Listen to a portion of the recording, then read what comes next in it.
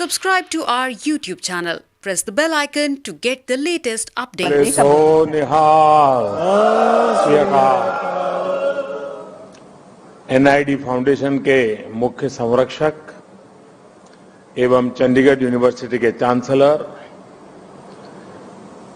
मेरे मित्र श्री सतनाम सिंह संधू जी, NID foundation के सभी सदस्यगण और सभी सम्मानित साथीगण, आप में से कुछ लोगों को पहले से जानने का, मिलने का अवसर मुझे मिलता रहा है। गुरुद्वारों में जाना, सेवा में समय देना, लंगर पाना, सिख परिवारों के घरों पर रहना, ये मेरे जीवन का एक बहुत बड़ा स्वाभाविक हिस्सा रहा है। यहां प्रधानमंत्री आवास में भी समय समय पर सिख संतों के चरण पड़ते रहते हैं और ये मेरा बड़ा सौभाग्य रहा है। उनकी संगत का सौभाग्य मुझे अक्सर मिलता रहता है। भाइयों और बहनों, जब मैं किसी विदेश यात्रा पर जाता हूं तो वहां भी जब सिख समाज के साथियों से मिलता हूं तो मन गर्व से भर उठता है। 2015 की मेरी कनाडा यात्रा आप में से कई लोगों को याद होगा और दल्ला जी तो मैं मुख्यमंत्री नहीं था तब से जानता हूं। ये कनाडा के लिए 4 दशकों में किसी भारतीय प्रधानमंत्री की पहली स्टैंड एलोन बायलैटरल विजिट थी और मैं केवल ओटावा और टोरंटो ही नहीं गया था।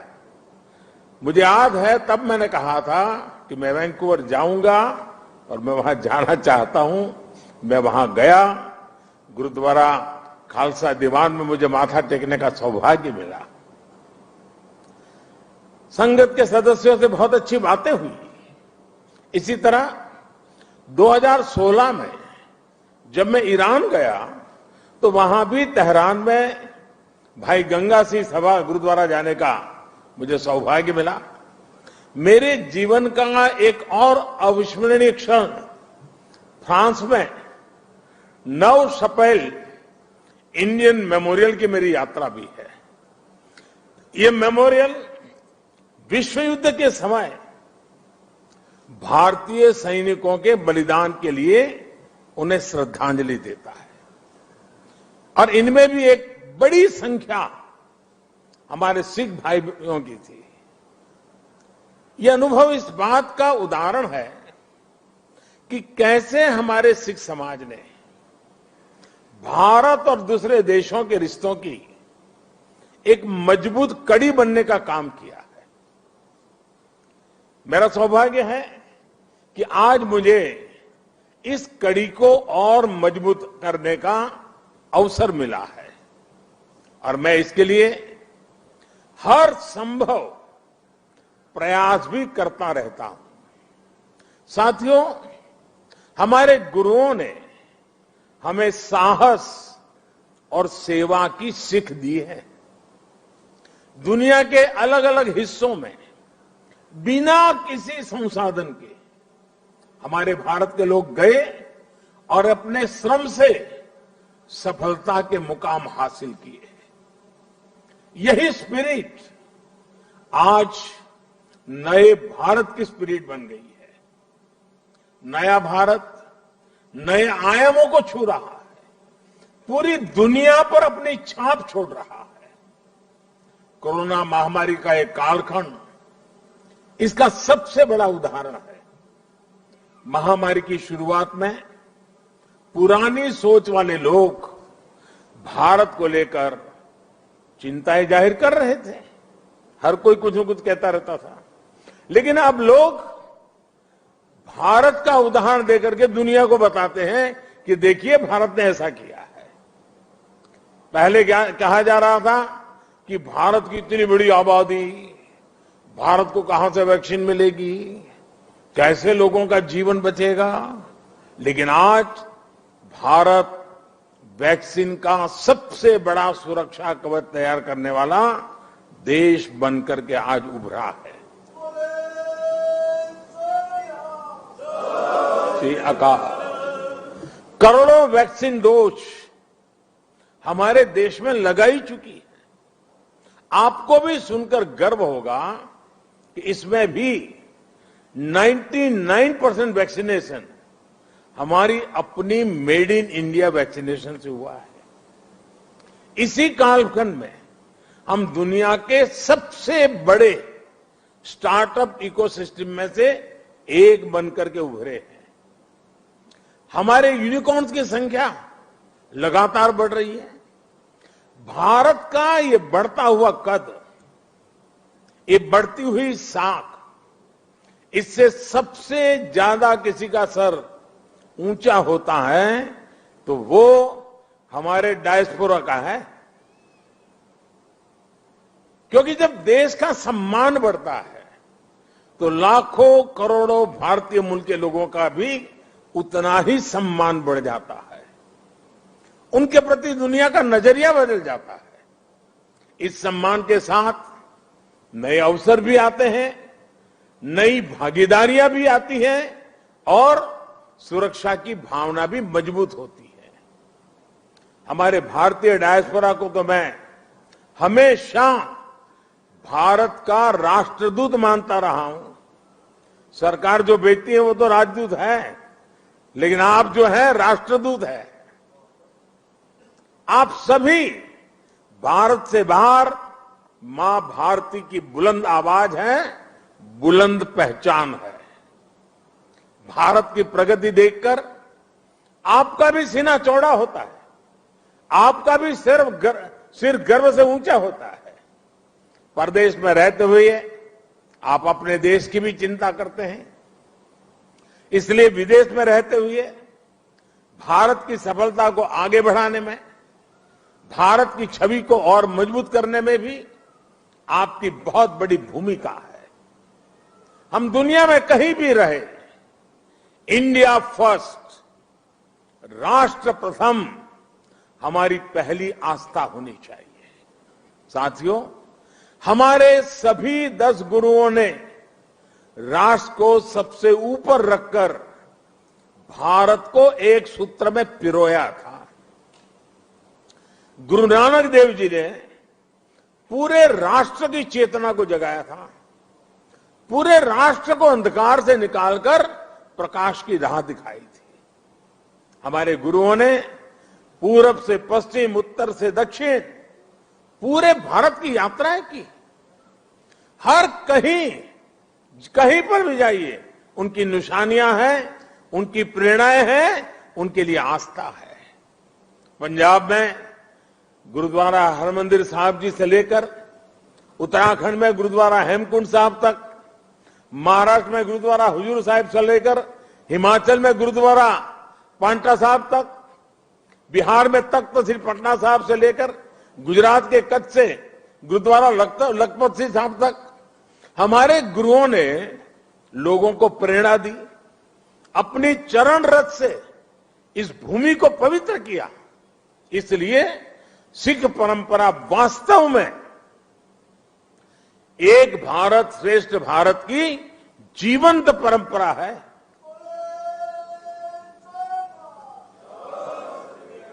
भाई और बहनों, आजादी की लड़ाई में और आजादी के बाद भी सिख समाज का देश के लिए जो योगदान है, उसके लिए पूरा भारत कृतज्ञता अनुभव करता है। महाराजा रणजीत सिंह का योगदान हो, अंग्रेजों के खिलाफ लड़ाई हो या जलियांवाला बाग हो, इनके बिना न भारत का इतिहास पूरा होता है, न हिंदुस्तान पूरा होता है। आज भी सीमा पर खड़े सिख सैनिकों के शौर्य से लेकर देश की अर्थव्यवस्था में सिख समाज की भागीदारी और सिख एनआरआई के योगदान तक, सिख समाज देश के साहस, देश का सामर्थ्य और देश के श्रम का पर्याय बना हुआ है। साथियों, आजादी का अमृत महोत्सव हमारे स्वतंत्रता संग्राम के साथ साथ हमारी संस्कृति और विरासत को सेलिब्रेट करने का भी अवसर है, क्योंकि आजादी के लिए भारत का संघर्ष केवल एक सीमित कालखंड की घटना नहीं है। इसके पीछे हजारों साल की चेतना और आदर्श जुड़ी थी। इसके पीछे आध्यात्मिक मूल्य और कितने ही तप त्याग जुड़े हुए थे। इसलिए आज देश जब एक तरफ आजादी का अमृत महोत्सव मनाता है, तो साथ ही लाल किले पर गुरु तेग बहादुर जी का 400वां प्रकाश पर्व भी मनाता है। श्री अकाल। गुरु तेग बहादुर जी के 400वें प्रकाश पर्व के पहले हमने गुरु नानक देव जी का 550वां प्रकाश पर्व भी पूरी श्रद्धा के साथ देश विदेश में मनाया था। गुरु गोविंद सिंह जी के 350वें प्रकाश पर्व का सौभाग्य भी हमें ही मिला था। साथियों, इसके साथ ही इसी कालखंड में करतारपुर साहिब कॉरिडोर का निर्माण भी हुआ। आज लाखों श्रद्धालुओं को वहां शीश नवाने का सौभाग्य मिल रहा है। लंगर को टैक्स फ्री करने से लेकर हरमिंदर साहब को एफसीआरए की अनुमति तक, गुरुद्वारों के आसपास स्वच्छता बढ़ाने के लेकर उन्हें बेहतर इंफ्रास्ट्रक्चर से जोड़ने तक देश आज हर संभव प्रयास कर रहा है।